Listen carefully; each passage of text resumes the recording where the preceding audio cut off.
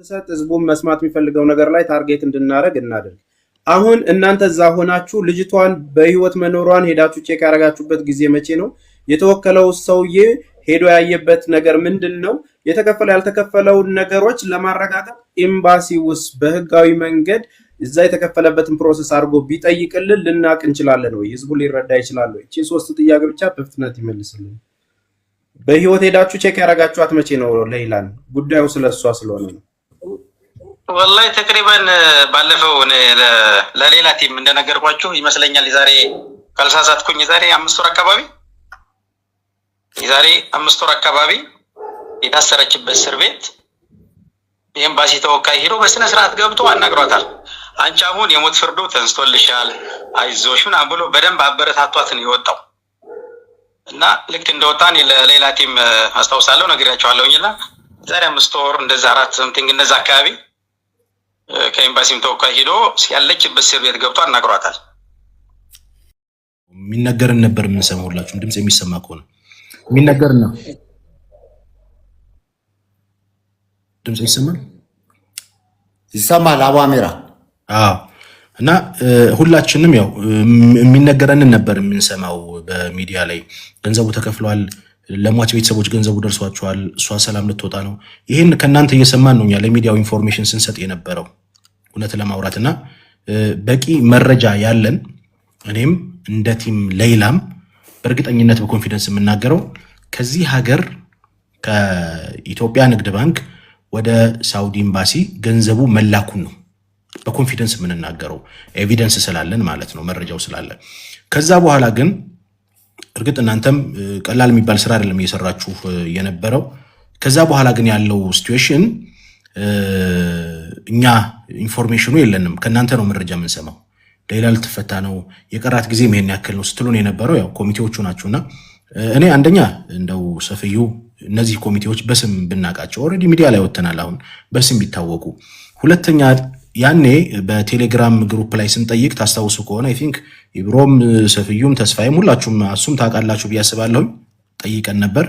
ገንዘቡ ከሪያድ ኤምባሲ ወደ ሌላ አካውንት ወደ ተከፈተው አካውንት የገባበት ደረሰኛ አለው ብለን ስንጠይቅ አይ ቲንክ አለ ተብለናል አይደል? ኦር በዚህ ሳምንት ውስጥ ምክንያት ምንድን ነው?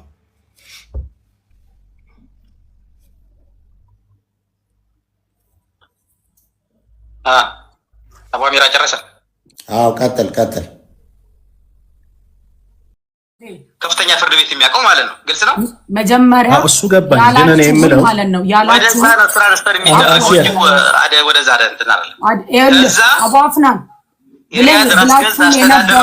የሚያደርገው ወደ ሰውየው ብላችሁ የነበረው ወደ ኤምባሲ የገባው ብር ወደ ባንክ ራጂሂ ይተላለፋል። ከባንክ ራጂሂ ደግሞ ተከፈለው። ይሄንንም ማወቅ ስለምንፈልግ እኛ የምንፈልገው ኤቪደንስ ነው። ይሄ ገንዘብ የከሌ አይደለም፣ ማንም ሰው አያገባውም፣ አንሰጥም የሚባል ነገር የለም። ምክንያቱም ኤምባሲ የተቀመጠው ለህዝብ ላንተ አልፎ ሊሆን ይችላል።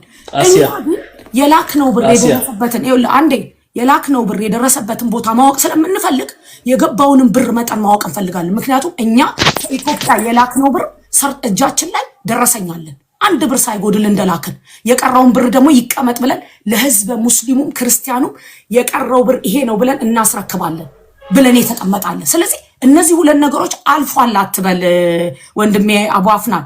ብዙ ነገሮች ላይ እየለፋችሁ እንደሆነ እናውቃለን፣ ግን አላለፈም ለኛ ኢትዮጵያና የተሳለው የብር መጠን ራሱ እኮ ባለፈው ልኬላችኋለሁ። እነሱ ከኢትዮጵያ ኤምባሲ ወደ ኢትዮጵያ ኤምባሲ የተሳበበትን አይደለም፣ ከኢትዮጵያ ኤምባሲ ወደ ባንክ ራጅ የገባበትን ነው። አቡ አፍናን ይቻላል፣ ችግር የለውም። እንደውም የሚገርም አስታወሳችሁኝ። አካውንቱ በጣም የሚገርማችሁ 50 ሳንቲም እንትን ቢኖረው ከተከፈለው ብር መጠን በላይ ወላሂ አይቀበልም። የሚገርማችሁ ኢትዮጵያ ኤምባሲ ብዙ ደክሟል። ይገርማችኋል። ሀገር ቤት ይሄን ያህል ይጎላል ተብሎ ተስቦ ከመጣ በኋላ ፕሮሰስ ላይ ወደ ራጃ አካውንት እስከሚገባ ድረስ 50 ብርም 60 ብርም ከገባበት እኛ አስበው ልክ ሲያስገቡ አልቀበልም እያለ ወደ 2-3 ጊዜ። ምክንያቱም አካውንቱ ከተፈቀደለት የብር መጠን ውጭ ምንም አይቀበልም። ከዛ በላይ 0.50 አይቀበልም። ለማንኛውም ባለፈው ስትነግረን የሟች ቤተሰብ ፈርመው ገንዘብ እንደተቀበሉ እና እንደፈረመ ነግረህን ነበር። የፈረሙበትን ወይም ደግሞ ያን ነገር ስታውቁ በምን ያለ ደረሰኝ በምን አረጋገጣችሁ? ምክንያቱም ደረሰኙን አሁን በቀላሉ ማግኘት የማይቻል ከሆነ አንድ ይሄ ነው። ሁለተኛ ሩቅ ነኝ እኔ የራሴ ስራ አለኝ። በመልካም ፈቃደኝነት ላይ ሰብሰብ ሁላችንም እናገለግለውና እነሱ የሚያውቁት የአካባቢያቸው ሰው ነው። ለረጅም ጊዜ ህጋዊ ውክልና ወስዶ የተንቀሳቀሰ ነበር። እኛ እሱን እያገዝን ከኤምባሲያችን ጋር የተገናኘ ኮንታክት እያደረግ ነገሩን ማስኬር ነው። ገብቷል? አንድ ሁለተኛ እኛ ብዙ ጊዜ ወጥተን አንናገርም። ምክንያቱም እዚህ ሀገር ላይ በሞት በእንዲህ አይነት ኬስ እስር ቤት የገባ ሰው ሌላም የምናውቀው ስላለ የሀገሪቱንም የህግ እንትን አልፎ አልፎ ስለምናውቀው ብዙ ጊዜ እየወጣን አንናገርም። ከቤተሰቦቿ ግን ለምሳሌ ሰፍዩ አልፎ አልፎ እኔ አሁን እገናኛለሁኝ እንደ ጸሐፊነቴ በኮሚቴ ውስጥ አልፎ አልፎ እንገናኛለን። ሰውዬ ትናንትና ማብረን ያመቸ ነው። ከዛም በፊት አልፎ አልፎ አንዳንድ ነገሮችን አቀብረዋለሁ መረጃ። ይሄ በዚህ ሊታረም ይገባል። ሌላው ወሬዎች ከከደርና ከምናምን ትላንት ሰምተናል። ምድረው ስለሱ ነገር ልታብራራልን ትችላለህ? ቅድም ምናልባት አልሰማኝ ይሆናል እንጂ እኮ ተቅሪበን ይግባኝ ቢጠየቅም እኛው ቀጠሮ የተጠባበቅን ነው ብያለሁ። ይግባኝ ተጠይቆ አገዳደሏ በጣም ዘግናኝ ስለሆነ በአሰቃቂ ሁኔታ ስለሆነ የገደለችው ይግባኝ ተጠይቆ 13 ዓመት አካባቢ የሚለውን ነገር እሱም በስፋት እንትን ለማለት ቀጠሮ እየተጠባበቅን ስለሆነ የውጭ ጉዳይ ሚኒስቴር ቀጠሮ ሲሰጠን የደረስንበትን የሰማነውን መተን ሳትም ይችላሉ መቀየርም ይችላሉ። እንዴት ነው አይቻልም ማለት አልገባኝም። ይሄንን አስረዱኝ።